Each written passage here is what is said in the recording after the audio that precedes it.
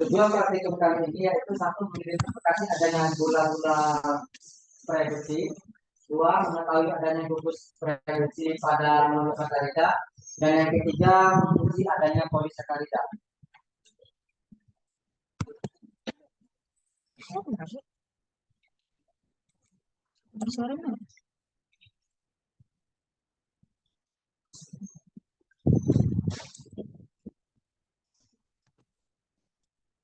Adapun alat-alat yang kita gunakan pada uji kali ini yaitu tabung reaksi, gelas beker, rak tabung reaksinya, bunsen dan korek, penjepit kayu, pipet tetes, outlet, limpang dan halu, dan juga pisau. Pada bahan yang kita gunakan yaitu reagent genetik, reagent trailing yaitu reagent A dan teknik B, reagent iodium, aqueous, dan sampel uji. Yang mana yang kita gunakan di sini yaitu mangga dan pisang. Kita ke reaksi genetik ya. Untuk reaksi genetik yang kita gunakan itu sampel mangga dan pisang. Yang mana di sini kita ambil dari sampel 4 tetes mangga dan pisang yang kita masukkan ke dalam tabung reaksi, lalu kita goyang ya, kita kocok hingga dia homogen, lalu kita tambahkan 6 tetes reagent genetik. Setelah itu kita kocok lagi dan kita biarkan sejenak, lalu kita panaskan di atas api bunsen selama 1 menit. Setelah itu kita lihat perubahan warnanya, dan yang kita dapatkan dari reaksi genetik ini yaitu pisang itu berubah warna menjadi merah bata yang menandakan dia positif genetik, sedangkan mangga yaitu juga menunjukkan perubahan yaitu menjadi merah bata yang mana juga merupakan positif genetik. Untuk reaksi Felix pada sampel mangga kita ambil 5 tetes, juga pada sampel pisang juga 5 tetes, kita masukkan ke dalam tabung reaksi. Lalu kita tambah 1 mili vitamin A dan 1 mili vitamin B. Setelah itu kita panaskan di penanganan air selama 1 menit. Lalu setelah kita pemanasan kita lihat apa yang terjadi. Pada uji Fehling ini pada sampel pisang menunjukkan perubahan warna menjadi kuning, yang berarti dia positif Fehling, dan mangga berwarna merah yang juga merupakan positif Fehling. Untuk selanjutnya yaitu kita uji iodium. Yang ini pada sampel kita ambil masing-masing 4 tetes dari sampel mangga dan juga pisang. Kita masukkan tabung reaksi, lalu kita tambah iodium sebanyak 6 tetes. Lalu kita panaskan di atas api bunsen sudah selama 1 menit. Setelah kita panaskan, kita lihat perubahan reaksi warna yang terjadi dari kedua sampel. Dan di situ kita lihat pada sampel pisang berubah warna biru menunjukkan dia positif iodin, dan mangga ini berubah kemerahan yang juga menunjukkan dia positif iodin.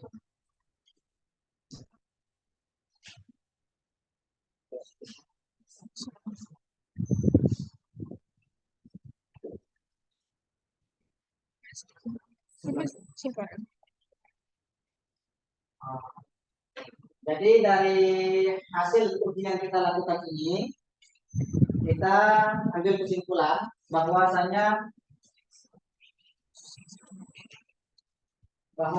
pada praktikum kali ini uji yang kita lakukan menghasilkan reaksi yang diinginkan, yaitu positif, mampu mengidentifikasi adanya gula-gula produksi di dalam sampel yang digunakan, dan juga kita mengetahui adanya gugus produksi pada monosakarida dan menguji adanya polisakarida. Sekian yang dapat saya sampaikan. Saya kembalikan kepada moderator. Baik, untuk mempersingkat waktu, kita lanjut ke uji lemah yang akan dipresentasikan oleh rekan saya, yaitu Sela. Untuk Sela dipersilakan.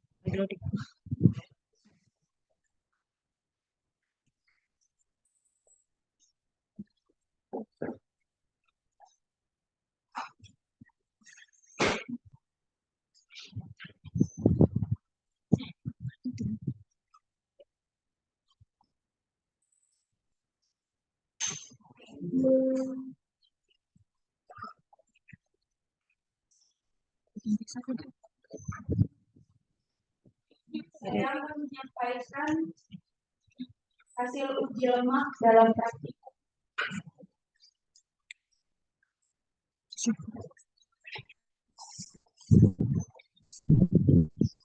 Tujuan dari uji lemak yaitu yang pertama mengetahui kelarutan dan emulsi pada minyak, yang kedua mengetahui sifat asam basa minyak, yang ketiga mengamati keberadaan gliserol, yang keempat mengidentifikasi keberadaan kolesterol, yang kelima mengetahui dan mengamati bentuk kristal kolesterol.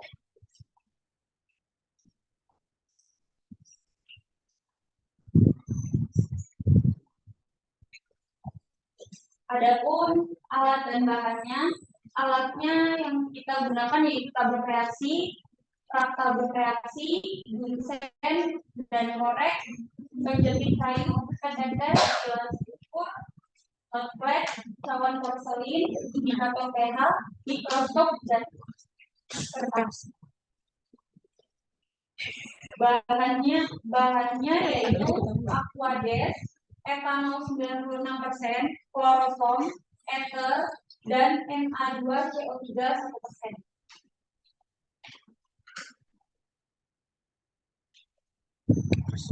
Dalam uji pelarutan, prosedurnya yaitu memasukkan masing-masing 2 ml larutan dalam tabung reaksi, yaitu air, etanol, kloroform, ether, Na2CO3 1%.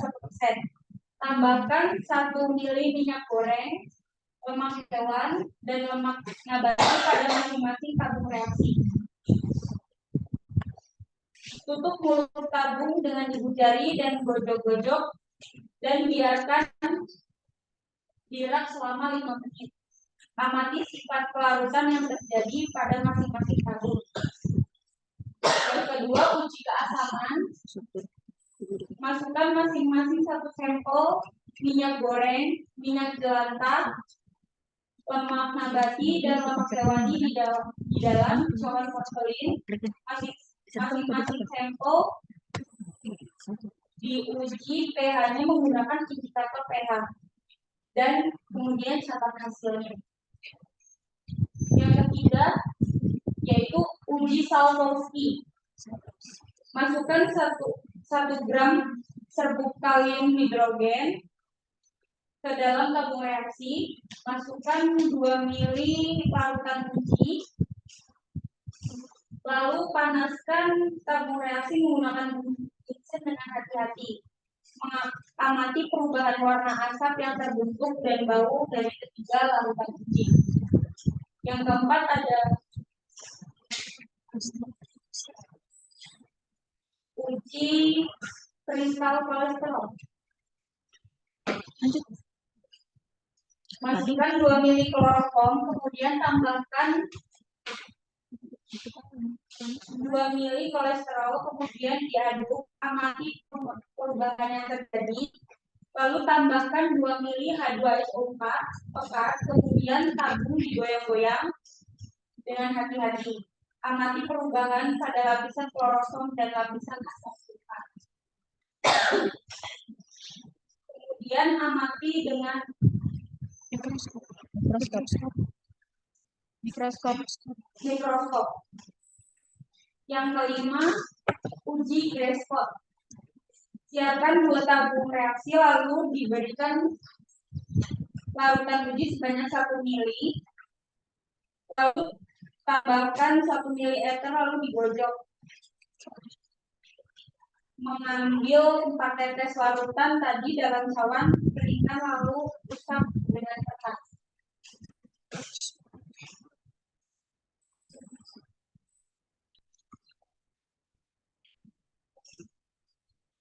Hasilnya dalam uji kelarutan pada Aquades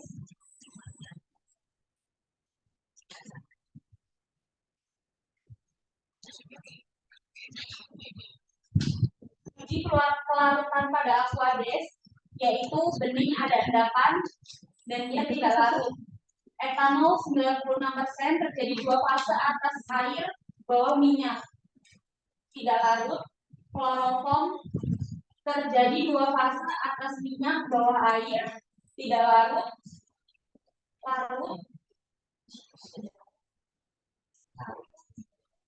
Yang keempat ether terjadi 2 fase atas air bawah minyak.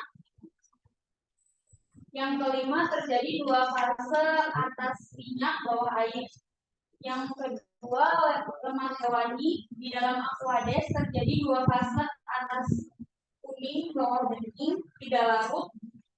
Etanol 96% terjadi 3 fase atas kuning tengah putih bawah kuning tidak larut.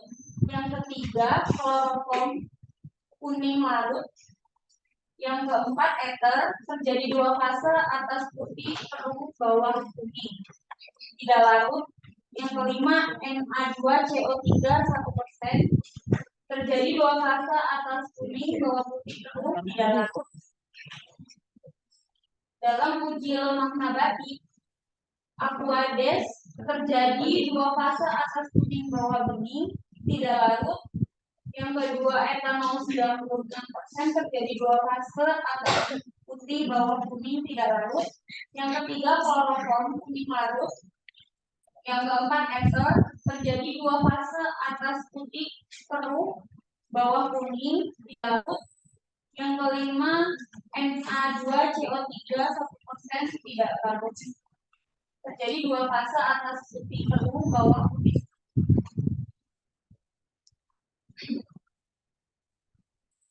Pada uji keasaman, rata-rata dari uji sampel minyak goreng, jelantah, lemak hewani, dan lemak nabati yaitu 5,9 yang hasilnya negatif atau basah.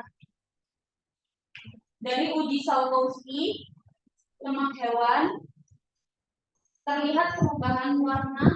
Untuk lapisan kloroform di bagian atas berwarna merah dan untuk lapisan asam sulfat bagian bawah berwarna kuning. Hasilnya itu positif.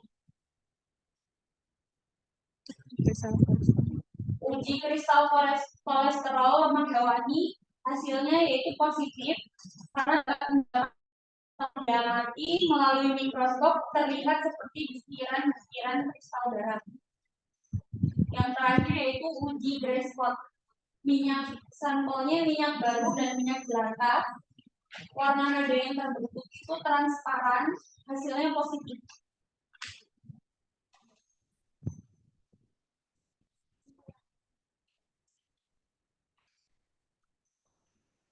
Kesimpulan yang dapat diambil dari uji lemak yaitu pada uji kelarutan lemak semua sampel pada larut pada kloroform. Yang kedua, uji keasaman sampel rata-rata 5,9 dan bersifat basah. Pada uji kolesterol terbentuk kristal seperti garam yang artinya positif. Terima kasih. Saya akan mengembalikan kepada Jadi untuk jika ada yang kurang atau ditanyakan bisa ditanyakan. Masih ya, materi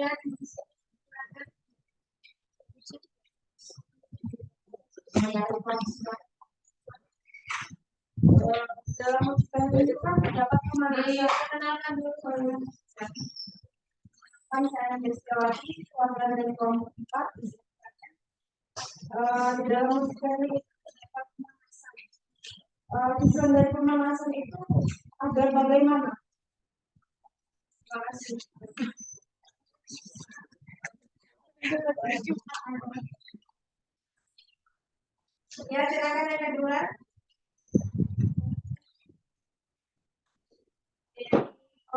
Ya, tanya bagaimana lemak digunakan dan disimpan bagaimana lemak disimpan dan digunakan oleh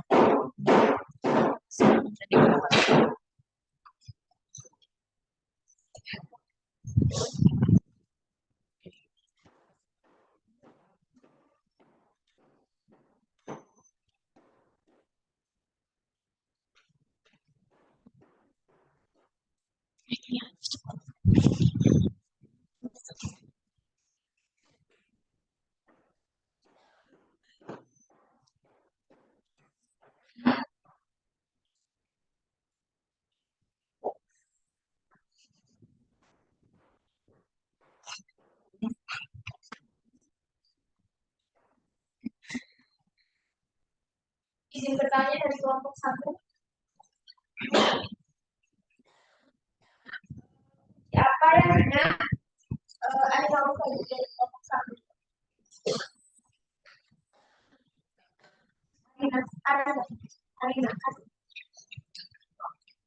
Siapa yang digunakan untuk mengetahui kandungan lemak dalam makanan?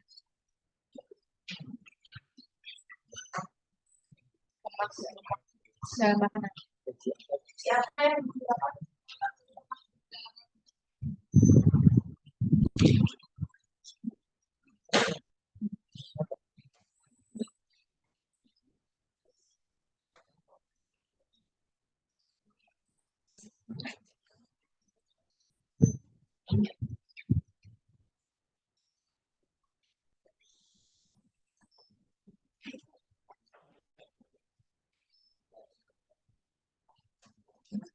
Saya akan menjawab pertanyaan dari anak saya Setiawati.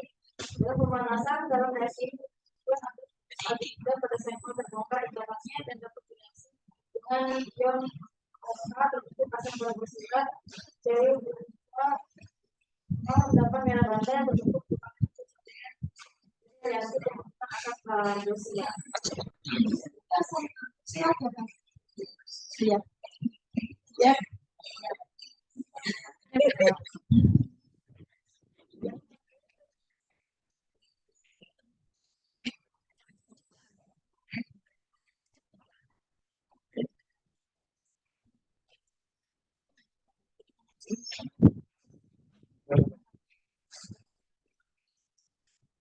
Saya akan menjelaskan pertanyaan dari Bayu. Bagaimana lemak disimpan dan digunakan dalam tubuh? Kebanyakan lemak yang kita makan berupa trigliserida dan lemak ini diserap oleh dinding usus setelah dicerna di dalam oleh enzim. Kemudian lemak tersebut diangkut oleh kilomitron ke jaringan adiposa dan otot untuk disimpan dan digunakan sebagai sumber energi.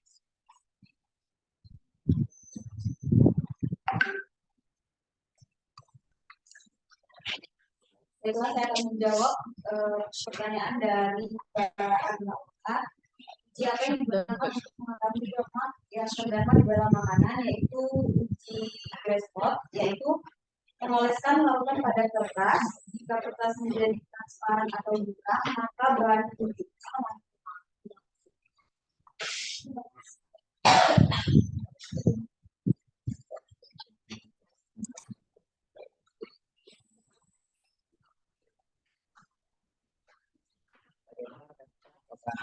Sebelum menjawab dari jawaban kami.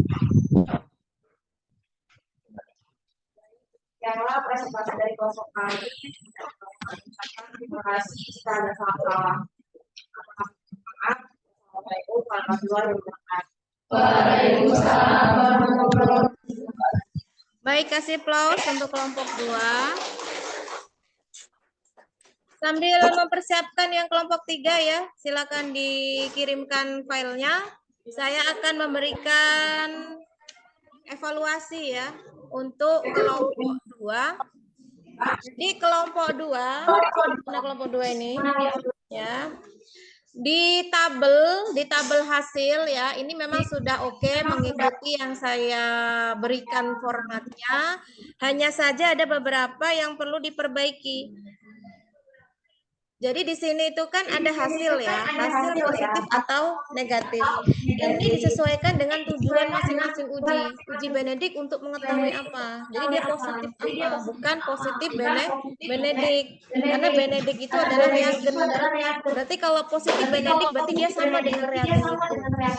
Apa maksudnya? Ya, apakah dia positif karbohidrat, apakah dia positif polisakarida atau apa sesuai dengan tujuan dari praktikumnya atau tujuan dari ujinya ya. Nah, kemudian kalau ingin menampilkan foto ya, foto ini baiknya adanya di lampiran. Jadi di hasil itu hanya tabel ya. Dan kemudian tadi juga saya lupa yang menyampaikan urutan 1 ya. Kalau di di lampiran gambar dikasih keterangan ini ngapain masing-masing. Ya, di bawahnya ini kegiatan apa, kemudian ini apa. Jadi ketika orang baca ini ngerti. Nah, ini kan kalau nggak ada keterangannya bingung ini. Bagi mereka yang nggak ngelihat kalian ngapain pada saat itu pasti bertanya-tanya ini lagi ngapain. Nah, makanya perlu dikasih keterangan ya. Dan kelompok 2 ini sudah lebih baik daripada yang sebelumnya dalam hal menjelaskan terkait alasan. Ya, alasan kenapa warnanya menjadi itu sesuai dengan positifnya. Ya, harusnya seperti ini. Jadi bila perlu ya, bahkan ya memang perlu sih, bukan bila perlu, itu memang perlu ditampilkan reaksi yang terjadi. Jadi misalkan uji yodium itu di sini untuk mengetahui golongan polisakarida yang memberikan reaksi dengan larutan yodium dan memberikan warna biru kehitaman. Nah, ini disesuaikan dengan hasil praktikum kalian yang menunjukkan adanya pati atau amilum dalam sampel. Nah, kemudian dituliskan reaksinya yang terjadi apa. Jadi, dengan adanya perubahan warna yang warna biru itu tadi, itu maksudnya apa? Nah, ini sudah bisa dijadikan contoh ya. Selain itu juga harus diberikan referensi ya. Dan ini harapannya untuk yang laporan untuk lemak juga begitu ya. Lemak pun juga harus dijelaskan apa yang terjadi dan alasannya apa di setiap ujinya. Paham ya sampai sini? Oke. Kemudian kalau yang lain-lainnya, ini karena saya tidak menyampaikan terkait struktur kimiawi dalam reaksi ya. Ini tolong disesuaikan ya penulisannya. Jadi kalau misalkan nulis NaCO3, N-nya itu besar atau kecil. Nah, itu diperhatikan banget. Nanti Bu Eliana ngamuk nanti ya. Kalian sudah diajari gimana nulis struktur kimia dan rumusnya, tapi kok nulisnya masih nggak sesuai ya. Ini juga diperhatikan H2O. Duanya besar atau kecil. Nah, itu harus disesuaikan ya karena dalam hal ini kita harus secara terstandar ya dalam penulisan rumusnya. Oke, kita lanjutkan untuk kelompok 3. Silakan di share screen terlebih dahulu.